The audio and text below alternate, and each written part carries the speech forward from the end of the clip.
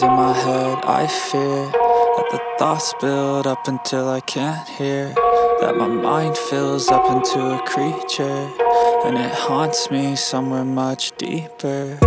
Anxiety, filling up every space, no privacy. And silently, it could build and build until you finally see, whoa, it's taking over, damn, no closure, moving closer.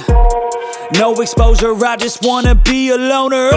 Some can't stay sober, looking over all their shoulders, like moving boulders just to get out of the home. It sucks, I've had enough, I don't wanna feel the stuck under the rug, all my problems that I shove.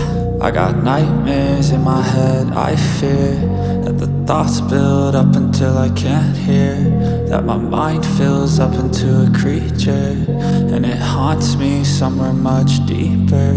I got nightmares in my head. I fear that the thoughts build up until I can't hear, that my mind fills up into a creature, and it haunts me somewhere much deeper.